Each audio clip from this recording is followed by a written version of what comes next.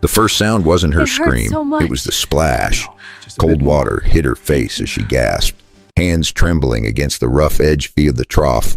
Her torn dress clung to her back, stained with dirt and blood. The sun above the Texas plains burned mercilessly. Flies circled her wounds like they already knew she was too weak to fight. Elias McCrae stood behind her, 52, skin tanned like old leather, his shirt soaked with sweat and guilt. He wasn't her father, he wasn't her husband, but somehow she had ended up on his land, half dead, barely breathing, and no one in town wanted to know how or why. "Hold on," he said quietly. She tried. Her arms shook. Her lips were blue. The water in the trough rippled as her breath faltered. She had been found at sunrise by the fence line, beaten, barefoot, left for dead. Some said she was a runaway. Others whispered she was cursed. But when Elias lifted her from the dust, something inside him broke. He had seen dying cattle, starving men, and burned houses, yet never had he seen eyes that empty. He poured water over her shoulders, washing the blood away. The sound of it was soft, almost tender, and for the first time that morning, she moved. Her fingers gripped the wood tighter, refusing to let go. It was as if her body was begging the earth not to forget her. The ranch was silent except for the wind. No one came to help. No one dared. Elias looked at the horizon, at the long road that led back to the town of Mobeetie. He knew the men who did this, men with boots polished by fear. Not dust, men who laughed when women screamed. He clenched his jaw, knowing that if she lived, they would come again. The girl tried to speak. Her voice was a whisper. "Why me?" He didn't answer. Not yet. He dipped a cloth into the water and pressed it to her face. She winced, but didn't pull away.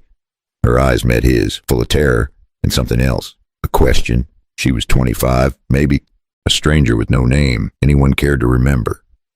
But Elias saw something different beneath the bruises, beneath the dirt. Something that refused to die. The sun climbed higher, painting the plains gold. Her breathing steadied. The water turned red 3 times a day. That's how often he would clean her wounds before the fever broke. Before she spoke her name again. Before history itself would change because of what one rancher decided to do with a broken woman and a wooden trough. But right now, she was still shaking, still trapped between life and death, still wondering if kindness was just another trick. Elias watched her closely, his hand steady, his heart not. And as the wind howled across the open land, one question hung heavy in the air. Was he saving her life, or was he saving his own soul? The sun had already burned half the sky when Elias carried her inside. The small cabin smelled of cedar smoke and horse sweat. He laid her down on the cot near the window where the light fell soft and warm. She was barely awake, whispering words he couldn't catch. Maybe a prayer, maybe a name. He poured a tin cup of water. Holding it close to her lips, she flinched at first, then drank like someone who hadn't tasted mercy in years. He watched the dirt wash off her face, one drop at a time. The bruises looked worse in the daylight, but at least she was breathing. 3 times a day, that's what he told himself. But on the 4th day, he forgot the midday meal. Clara sat by the window, holding her stomach and staring at the endless field. When he came running back with a steaming bowl, his hand burned as the soup spilled.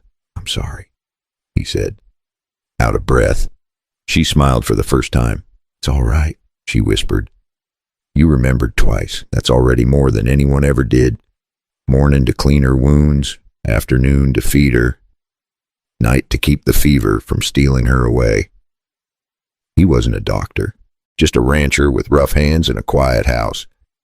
But something about this girl made him careful, made him gentle in a way he hadn't been since his wife passed.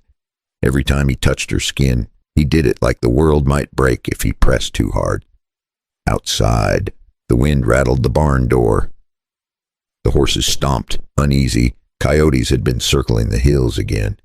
Maybe they smelled blood, maybe they smelled guilt. Elias didn't care. He only cared that she opened her eyes again. When she finally did, it startled him. They were green, soft but sharp, like the color of spring after a long drought. "You're safe here," he said. Her voice cracked. Safe never lasts. He didn't argue. He just nodded and handed her another cup of water. Later that afternoon, he made her soup from cornmeal and salt pork. It wasn't much, but when she tasted it, her shoulders loosened just a little. That was the first time she looked at him without fear, just tired eyes, searching for a reason to trust.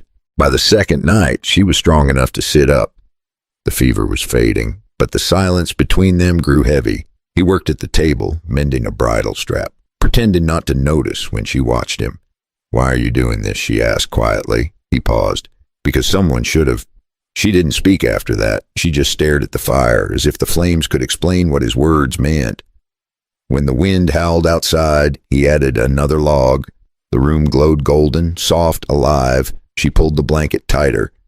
Closing her eyes for the first real sleep in days, Elias sat back, listening to her breathing steady like a slow song.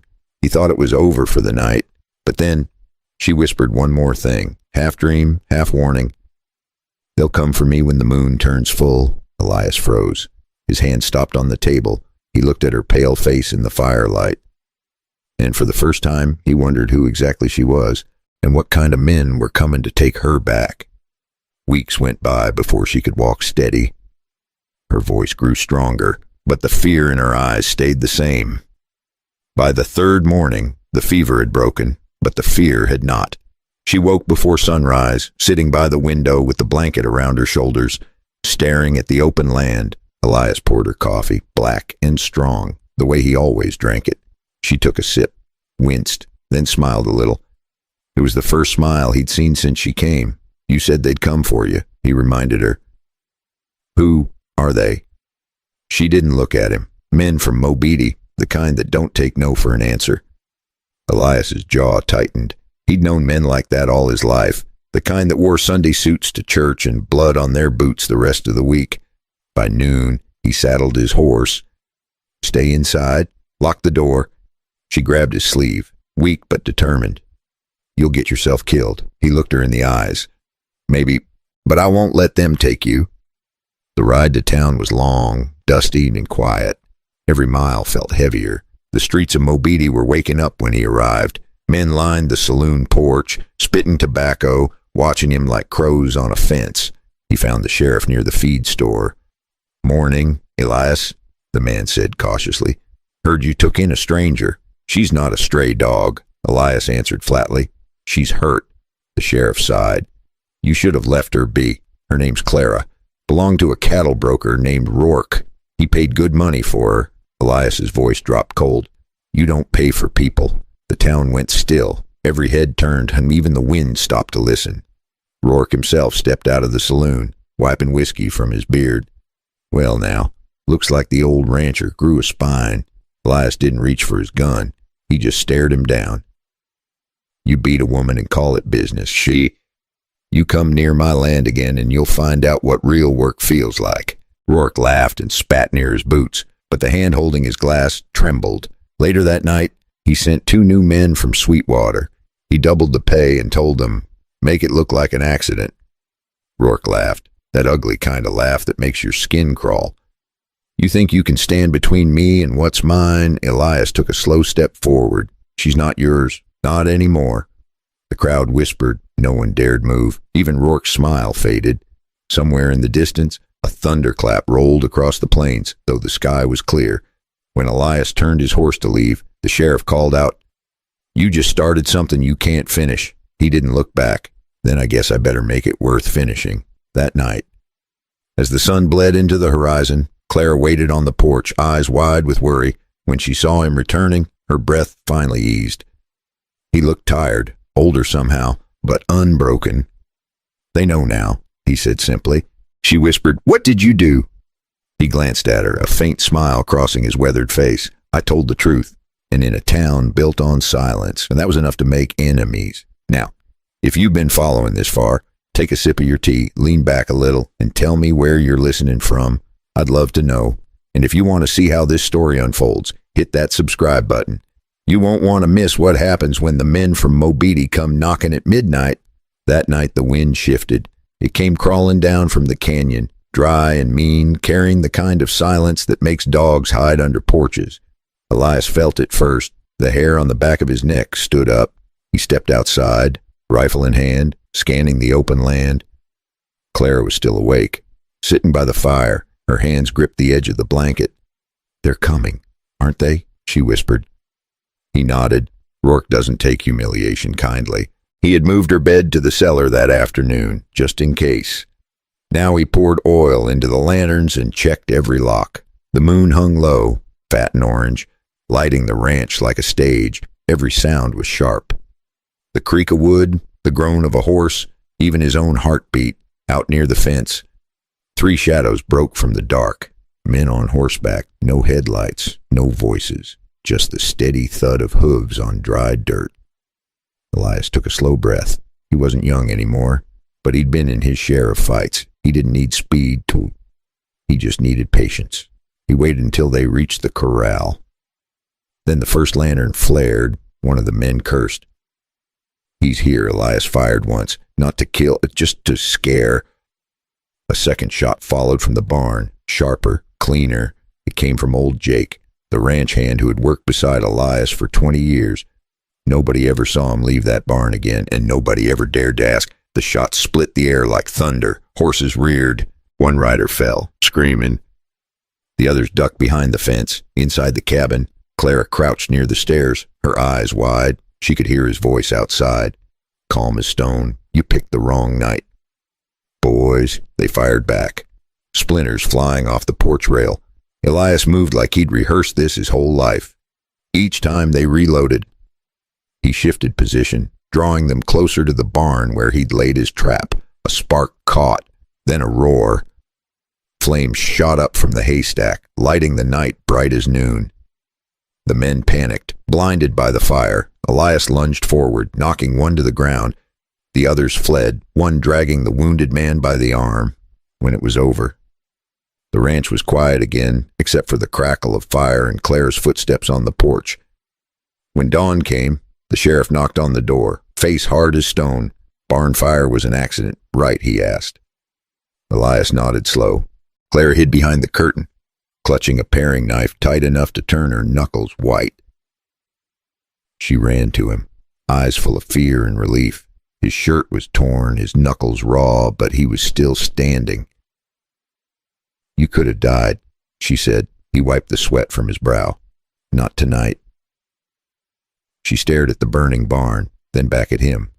What will they do now?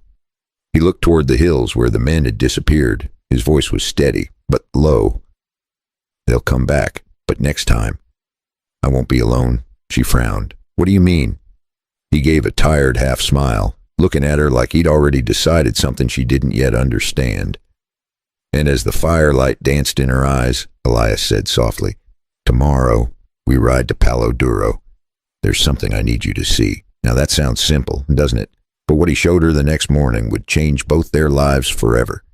You won't believe what waited for them in that canyon. The sun rose slow over Palo Duro Canyon, painting the cliffs in gold and fire. Elias rode ahead, Clara behind him, wrapped in his old coat. The wind smelled like sage and dust and something new. Hope, maybe. They stopped near a ridge where the land opened wide like a promise. Below them the river shone bright, winding through the red stone like a silver ribbon. Elias dismounted first, then helped her down. His hands were rough, steady, and kind. "This place," he said quietly, "saved me once. Maybe it'll save you too." For a moment she didn't speak. She just stood there, eyes glistening, staring at the endless land. "Why here? Because out here," he said, "no one owns another soul. The earth doesn't care who you were, only who you decide to be." She walked closer to the edge, her hair catching sunlight. Every breath she took seemed to wash more of the past away. All the bruises, all the shame, and all the names they'd called her, gone piece by piece, like dust carried off by the wind. That summer, they stayed in the canyon. 3 times a day, just like before. Morning, she helped him tend the horses. Noon, they shared simple meals by the water. Evening, they talked. Sometimes Clara would ask about old Jake, but Elias just looked toward the distant hills and said quietly, "He's watching the ranch from somewhere higher now." Sometimes not at all. Just sat by the fire, listening to the world breathe. He never asked her to stay. She never asked him why he cared. Maybe some things don't need explaining. Maybe healing doesn't come with words, only with time. One night, under the stars, she said softly, I thought I was broken. Elias poked the fire and smiled. Maybe you were, but broken things still shine if you hold them up to the light. They both laughed, the kind of laugh that makes you believe in life again. When fall came, they built a small cabin by the river. Not much, just 4 walls and a roof that leaked when it rained, but it was theirs. No debts, no fear, just peace. Years later, folks would say that little ranch became a refuge, a place where no woman was turned away, no hungry soul was ever told to leave. Some said that what Elias and Clara did changed that valley forever. Maybe it did. Maybe kindness really can echo that far. So if you've been listening this far, maybe ask yourself, when was the last time you offered someone a bit of kindness, not because they earned it, but because you could? And maybe ask too, if you were Elias, would you have stopped that day by the fence, or would you have kept riding? If this story touched you, take a second to click like.